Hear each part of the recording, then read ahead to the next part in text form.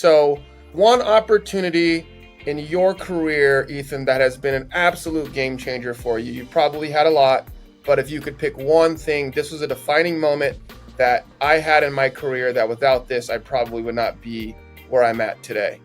Yeah, I can give two examples if that's okay. One is more for corporate, traditional career before real estate, and then one would be real estate.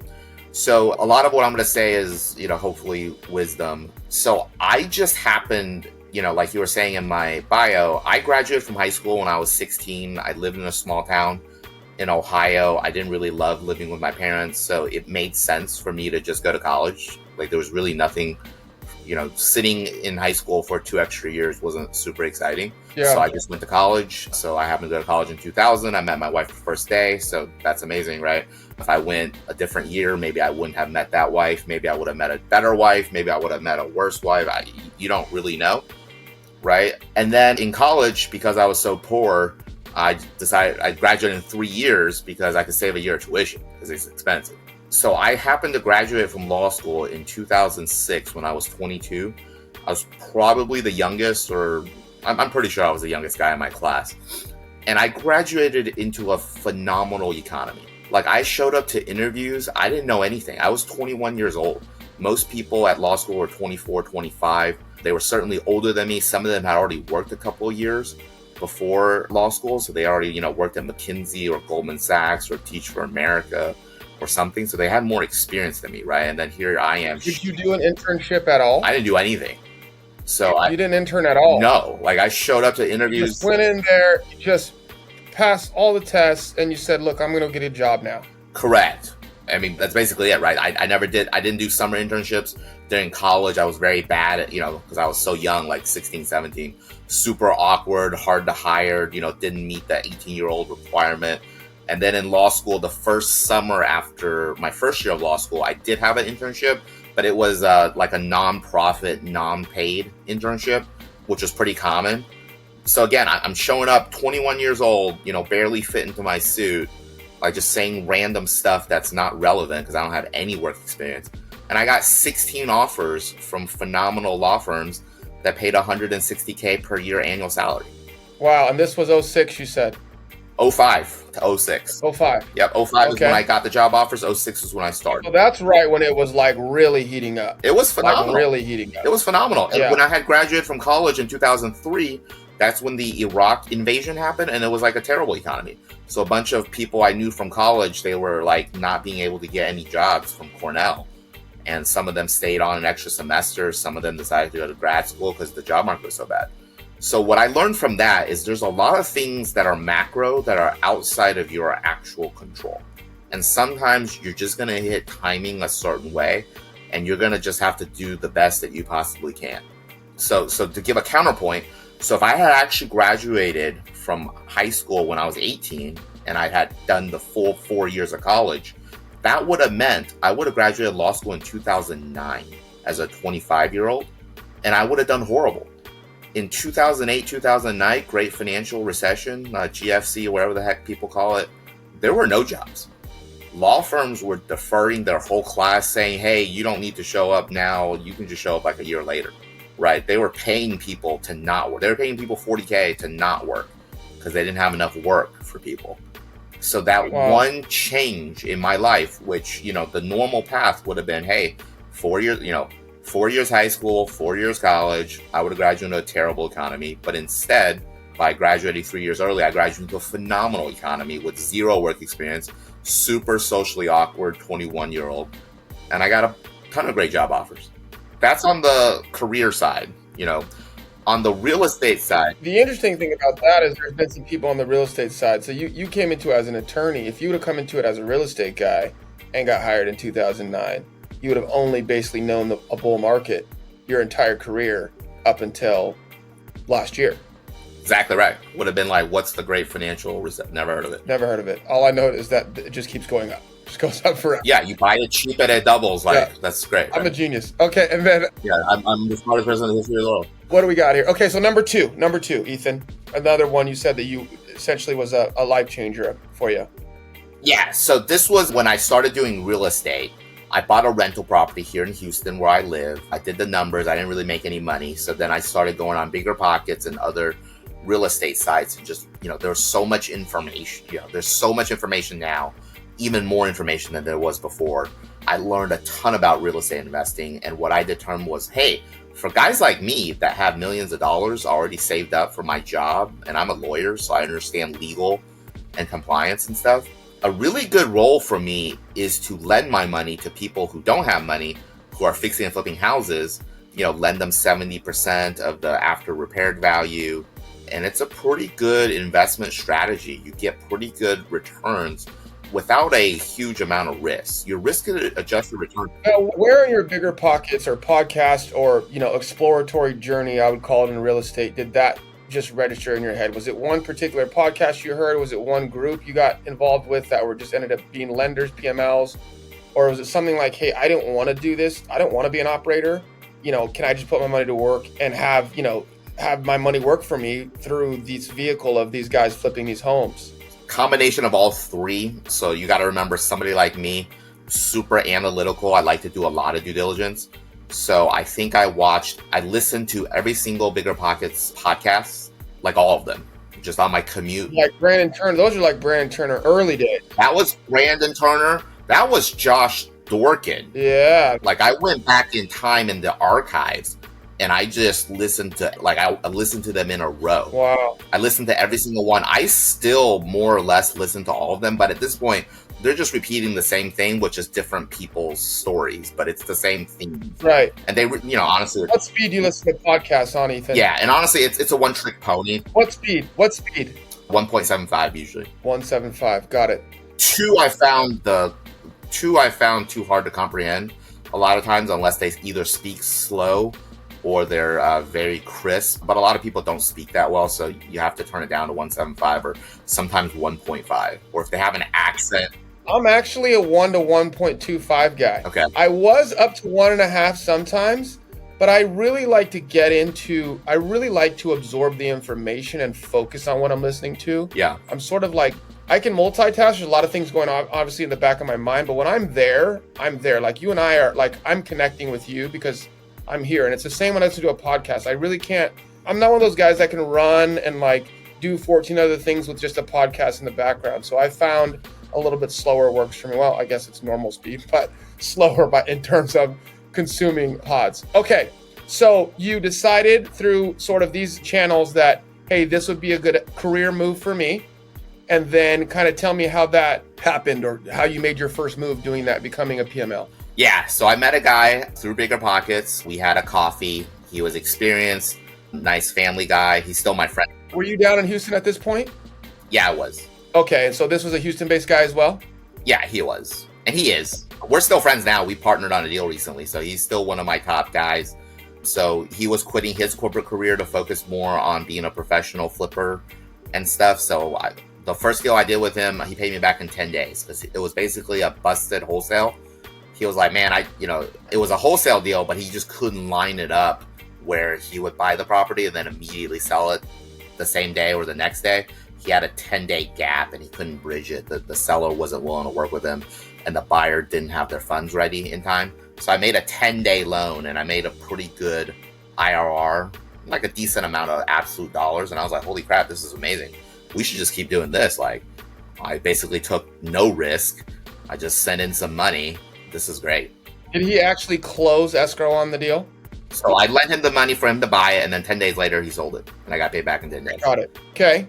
So that was eye-opening for you. If he were more experienced, or if he could have managed the situation a little bit stronger for himself, he could have just done that as a same-day close and wouldn't have needed me. Yes. But, he was relatively new, and then the seller wasn't willing to work with him, and the buyer didn't have their funds ready. You got to eat crow sometimes when you're new, guys. I'm sure he doesn't regret that now. I'm sure it's probably... He made good money. It's water under the bridge, and he learned. Yep. Okay, so then he became my biggest borrower, and I did, 50 deals with him. Nice. Moving forward, we are on communication. You are an expert communicator.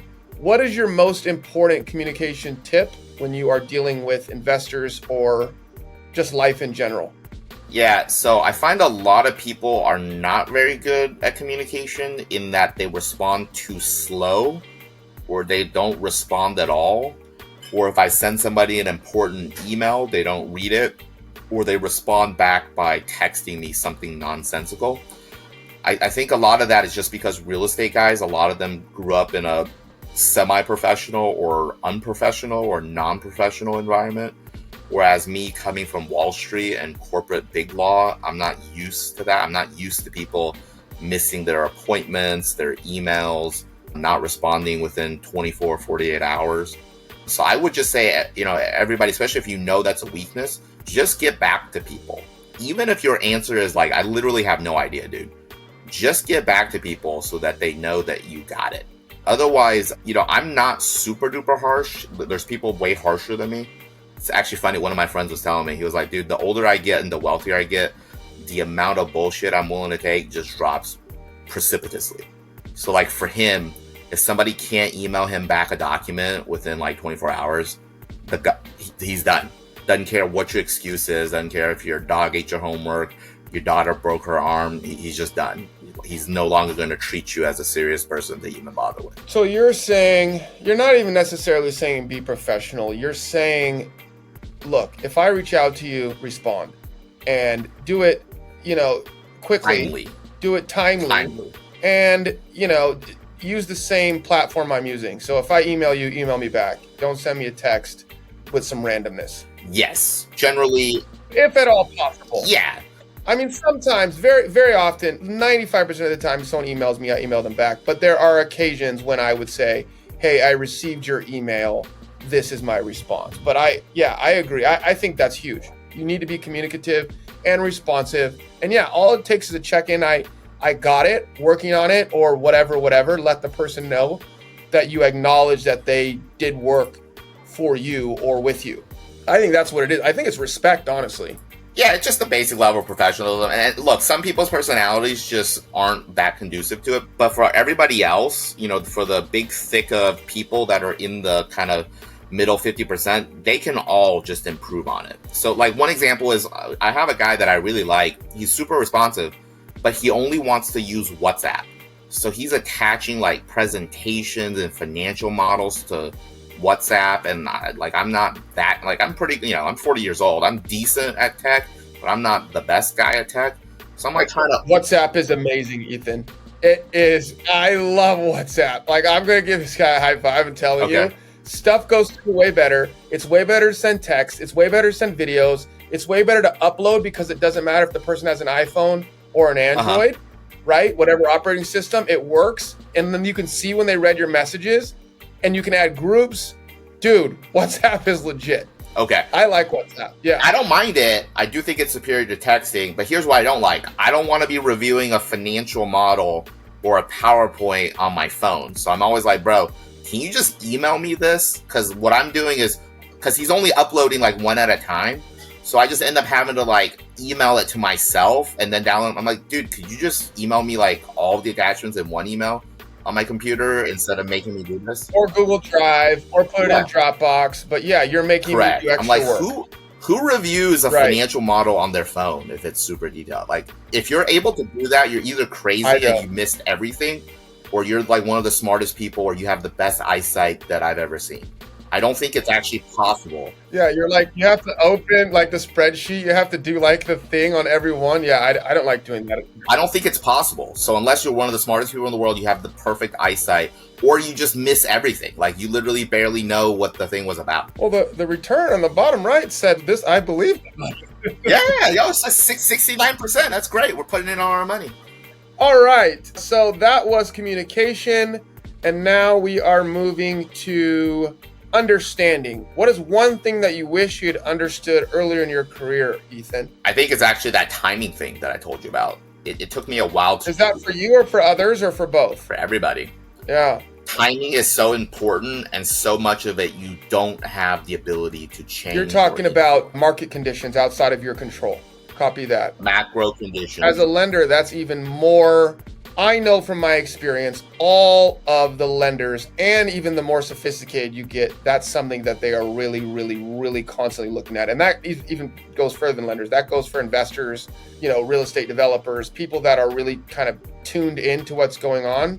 they're always trying to project out market conditions as much as possible. And they're always like, what if this, what if this, what if this, what if this?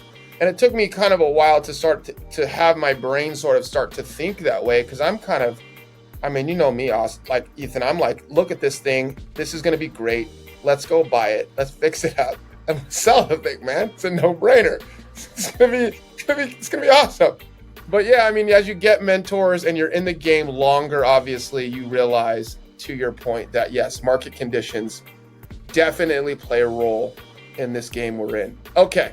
So that would be one thing you wish you understood earlier that probably would have saved you from, some lessons learned, but we're here now. Success. So you've had quite a bit of success. You're obviously very well known in the capital raising community, the real estate community across the nation. What would you say you would attribute to your biggest influencer to your success? If it was just one thing, maybe one attribute that you have, one thought process, one mentor, et cetera, et cetera. But if you were going to pick one thing, the success you've had thus far in your career, what would you attribute that to? Consistency. So I post relatively consistently on LinkedIn.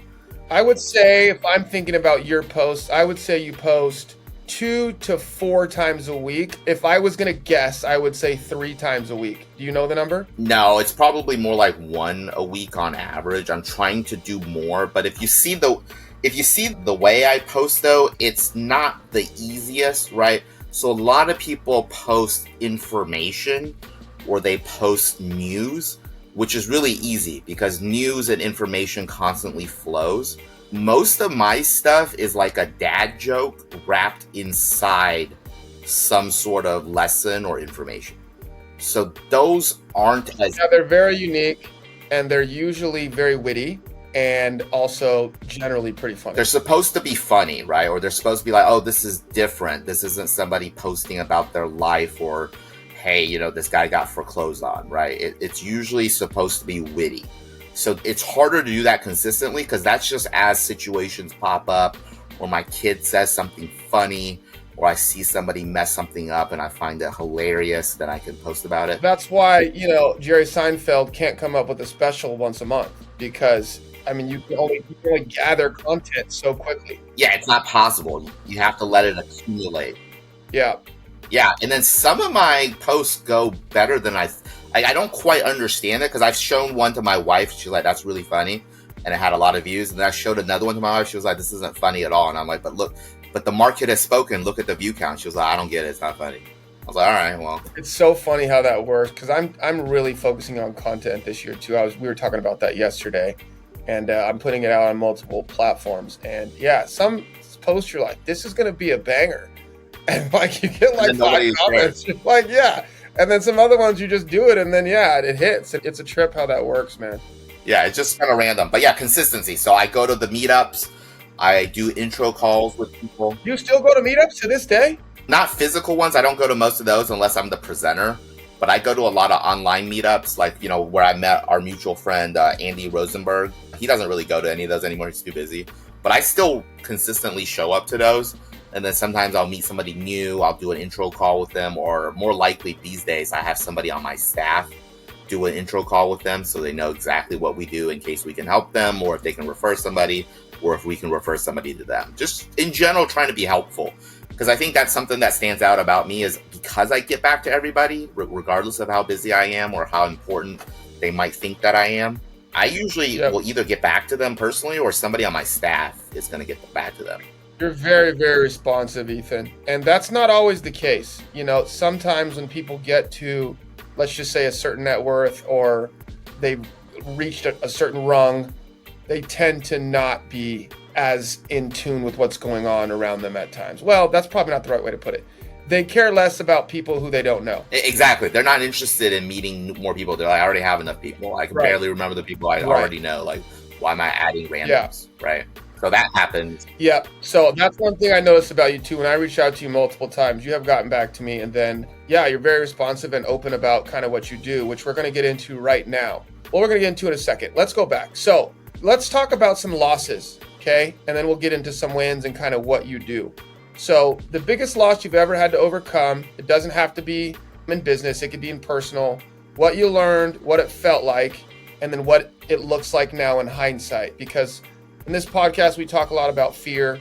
We talk a lot about getting started, right? Because I think there's so much fear in all of us when you don't know something. The fear of something, the fear of public speaking, right, would be number one. I think for me personally, the fear of the unknown would be number two. And I see that so many ways all the time. When you're in a new situation, right, there's all this new information coming into your mind, you're uncomfortable, there's new energy in a room, whatever, it can create fear. When you're walking into a business meeting and you've never, met any of these people, they're all wearing, power suits, they got a nice name on the door. When you're young, that's scary, man, right? So I tell people, look, flipping a house, to some people, it's the easiest thing in the world. They can do it with their eyes closed. Just a new kid that's getting on the game, it's a very scary thing. So I say all that to say, I think people that are experienced in this game, it's very helpful for newer people that are coming up to hear, hey, look, this is how I felt when I was there and I walked through that, and this is what I learned. You can do it too. So that's the purpose of this.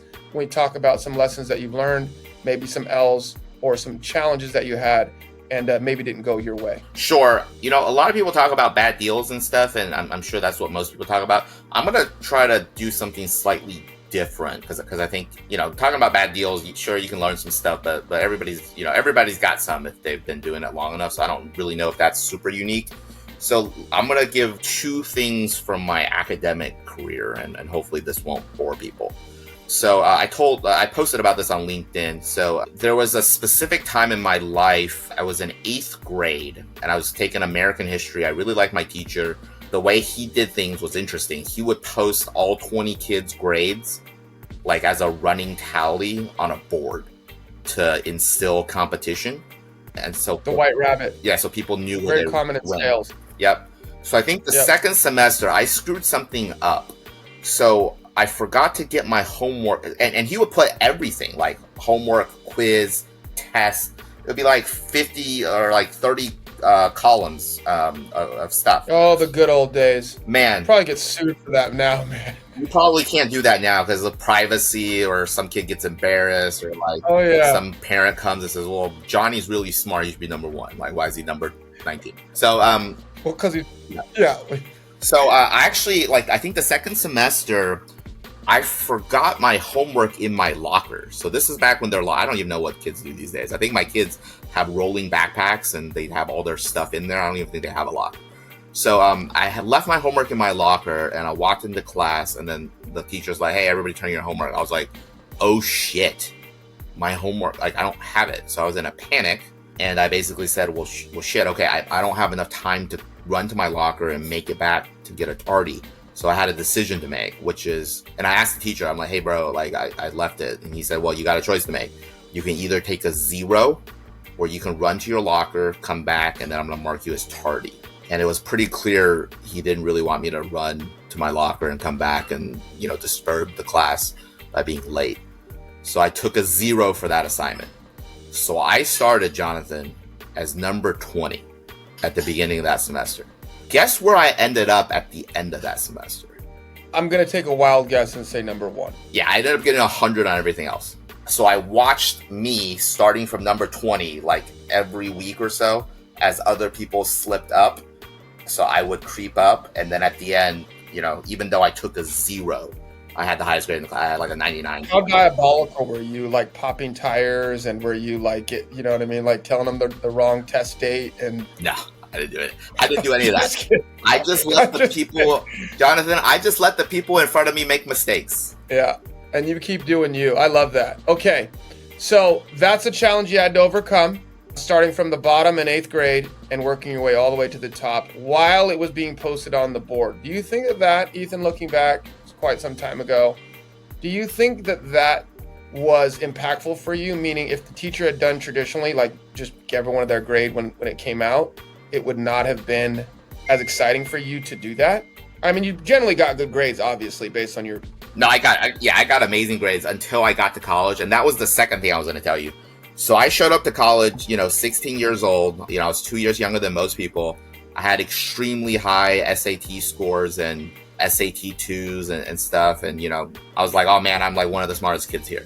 And I may have been if it was just a pure IQ contest or something. But I showed up to Cornell, which is a real school. There's some smart kids that go there, and then there's some incredibly hardworking kids that go there.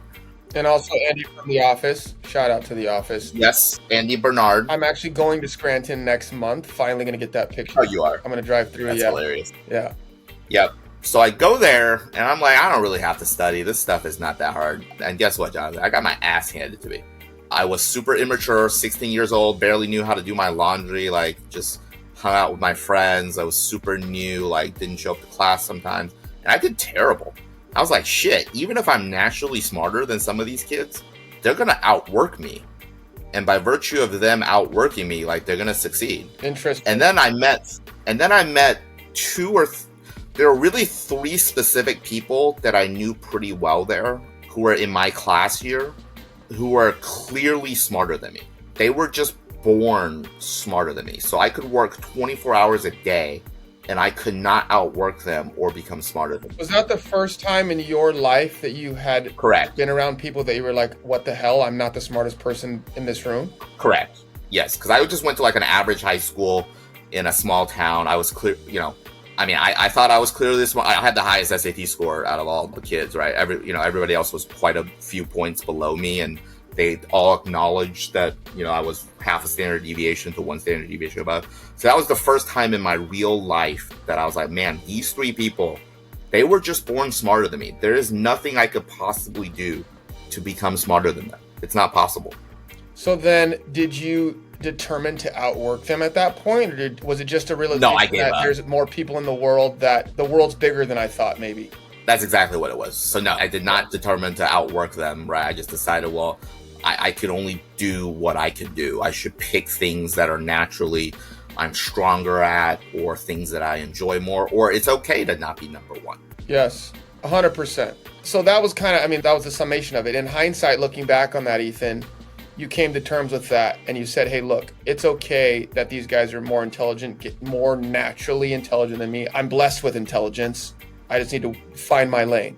Is that kind of how you... That's right. And those were just the three kids I knew really well. There might have been hundreds of kids like that, but those were the three that I was friends with, and I knew them really well, and I knew for sure they were born different than me. Well, I think you should count yourself lucky, because it was a little bit quicker than 16 till I realized there were some people in the room smarter than me. All right, so moving forward, I want to talk about your career and what you're doing now, and kind of get into, Ethan, Kroc Lending. Okay, so yes, when we first met, it was probably a little over a year ago. We're friends, both friends, really good friends with Andy, and he talks about you all the time. You guys are very close. He says he'd rather have you as a friend than a lender, but he also he says that as a joke. He doesn't need your services. So you have a very specific niche that you do in this space. You focus on a certain type of client. Can you break down kind of what a match or a fit looks like for you as you see it, in this, debt environment, what you are sort of looking for or what you're trying to attract? And if the people that, are listening or watching this fit into that mold, those are the ones you really want to reach out to, as opposed to just, maybe a flipper that's down and working in a $20,000 or $30,000, market. Yeah, no, thank you so much, Jonathan, for asking. So Kroc Lending is a product I kind of just made up, but I've been doing this for years. It's just I finally created a website and tried to, and it's a super basic website, but it gets the point across. It looks awesome, man. I was impressed. Yeah, I didn't do it. I had somebody else. It looks like you wrote that. Like, it looks like you literally, you typed it out and put I did. Yeah. So the design and the logo were picked out by my staff, but I actually had to write all the words. I had them start and they were either too wordy or they didn't get the precision. So I had to basically, all of those are my words, and it's meant to be short and simple. There's a reason why I don't go on and on 17 pages about it. It's literally 3 sentences. And if you don't get the essence after that, you probably won't get it. So I don't really know how to make it more clear. And the website we'll put in the description, you guys, for Ethan's company. Cool. So let me start with the most basic, because it's really a couple of different things that are somewhat related. So the first two are really transactional and double closing loans. So this is typically a wholesaler's buying a property for 100K and they're selling it to an investor for 120K. They do not want the seller to know that they're making 20K, and they don't want the buyer to know they're making 20K. So how do they hide that, or how do they not make it super obvious? The way they do it is the wholesaler buys the property for 100K and then immediately sells it for 120K. So now the buyer and the seller don't really know each other and they can't easily look it up, or even if they do look it up, it'll be 6 months later. It's too late at that point, right? So in those cases, wholesalers usually don't have 100K of cash. So they need to borrow that from somebody. They can borrow it from somebody like me, and I can charge them a little bit for that 1 day, 2 day loan, and they can accomplish what they need. So I love doing those. I've done them in many states. I don't get a lot of leads for it. It's not super common. There's a lot of states where this just isn't required. They'll hide the transaction. They'll hide the fee regardless, where they have some sort of other way of doing it in a compliant way where it won't be obvious to the buyer and seller. But where it is, where there's a problem or for some compliance or legal reason, the wholesaler has to own it, even if it's just for 1 second. That's where I would love to do that deal. Okay. And then there's a variation. Do you have a number, Ethan? We talked before and you said you really don't have a number. It's irrelevant to you. It really comes down to the risk profile of the deal. But do you have Bigger the better. The bigger the better. Bigger the better. And what is big in Ethan Gao's world? I've done one in 4 million, like a high-end house in Florida. I've looked at like a 6 million one in Hawaii, where I know you have a bunch of stuff. I guess 6 million is not that big in Hawaii, but as a total, Hawaii's expensive, guys. So let's say, sweet spot is 500 to 2.5 million. No real sweet spot. Like I said, the bigger the better, because then we can charge more fees. Got it. And there's less competition, right? So there's going to be hundreds of thousands of people that could lend 500K. There's going to be a lot fewer that can lend 5 million.